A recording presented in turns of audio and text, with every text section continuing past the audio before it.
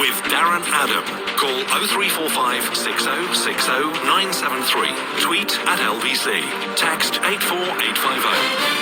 Speak to Ian in Mildenhall in just a few moments, but Nick in Cheltenham first on long COVID. And Nick, I think you were maybe the first person ever, certainly in my orbit, to describe what was happening, and that was well into last year. When just remind us when you first suspected that you had something that was outlasting conventional COVID. Yeah, gosh. Do you know, I remember being so nervous of telling because I knew that it was likely that nobody would believe me because my own father and brother hadn't believed me. So it would have been March, early March, when I would have mentioned it as a possibility, I think. When did you think you had COVID then, prior to that?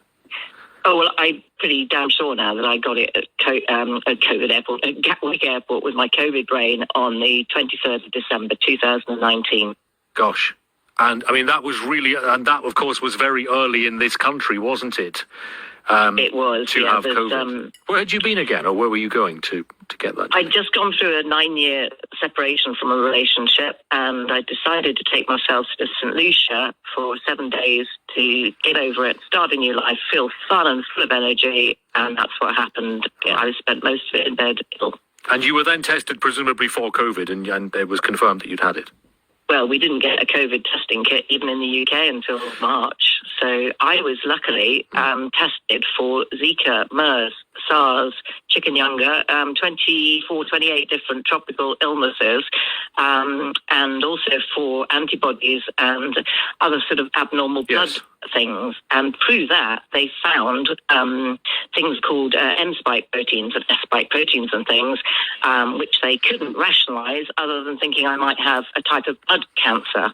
But obviously, retrospectively now, we know they found COVID. Right, so they found evidence that they'd invented... The 28th of December, 28th of February, this abnormal result, which they thought might be cancer because of this spike protein, was actually COVID. Right, and it could not have been anything else. It was by process of elimination, as we now know, COVID. So that effectively was your test for COVID, but long COVID. And just remind us of the timeline following your experience with COVID, when you then suspected that something else, as I say, was going on. Well, first of all, I suspected something because COVID, from what I'd seen on the television with Wuhan in Italy, only had a certain amount of different symptoms. And my symptoms were increasing daily from January the 4th when I was back in the UK. So things like the full body rash, that was seen as, it can't possibly be connected to COVID. COVID doesn't cause a rash.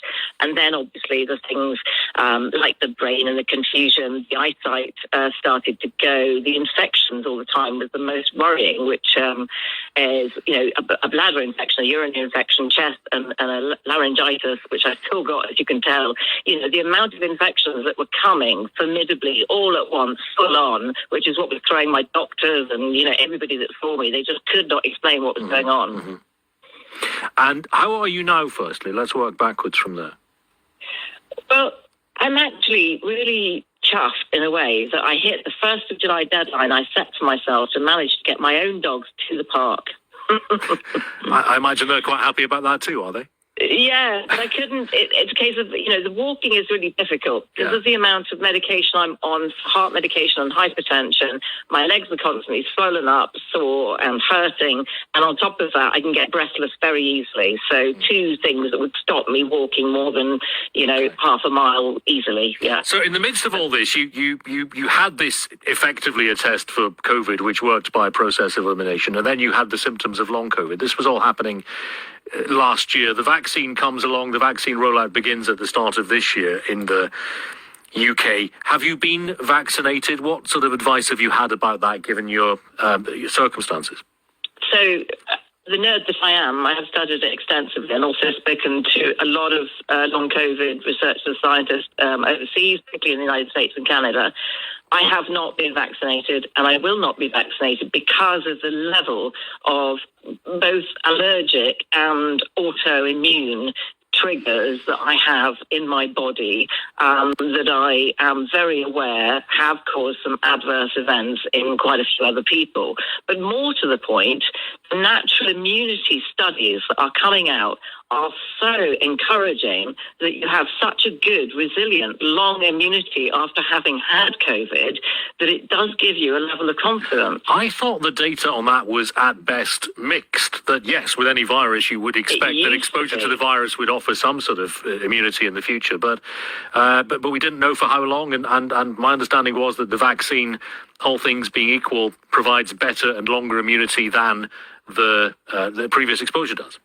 Well, published in The Lancet just in the last week or so, also in Nature magazine, the University of Washington have a peer-reviewed study which looked at both the fact that you produce antibodies and memory cells, the T and B memory cells. I won't go into detail, but it is fascinatingly good. And the conclusion is that the longevity of your natural immunity is longer than most vaccinations, longer than 6 months. Don't you boost that immunity by having the vaccination? Not at all, no. In fact, it can be it can be negative towards it. Right. So it's very new. I'm just quoting from a peer-reviewed paper. I'm not a scientist, as you know. I don't know whether you've got an NHS GP or what arrangement you have for your healthcare, but have you discussed this with your own health practitioner? Yes. That's fascinating because, as you know, I haven't actually seen a doctor for over 12 months, and I'm on a waiting list to see a cardiologist, which is still 14 months. But I saw my GP for the first time last week and discussed it with him, and he said he will have to go and take some advice. I think most GPs are so snowed under they haven't really got time to look at it, and me sending him peer-reviewed papers every 2 minutes is not going to help. No, I wouldn't have thought so. I mean, it used to be the case that people would turn up in the GP's office with something that they'd cut out of the Reader's Digest or a Sunday newspaper. And now, of course, it's Dr. Google, isn't it? Darren, I'm worried about kids, long COVID kids. We've got it as part of our support group. And obviously they can't have a vaccination because it hasn't been thoroughly tested on the under 12s. And I've just got friends and colleagues in the support group for adults who've got children in a really bad way with long COVID. So I just want people that are listening to go to longcovidkids.org and have a really good read and just make sure everyone's safe. Sure. Well, listen, the conversation this morning is about the stopping of long COVID, or the limiting the rise and the spread of long COVID by limiting the spread of COVID. And if someone does not have long COVID and they have yet to be fully vaccinated, your own experience notwithstanding, you are presumably still in favour of people being vaccinated so they don't get COVID in the first place, because if they don't get COVID, they don't get long COVID. I think vaccination is an excellent way to protect against illness, but sadly does nothing to protect you against long COVID, because long COVID comes from the most minor or asymptomatic type infection. And we know that there's pretty much half and half people in hospital, unvaccinated, vaccinated now.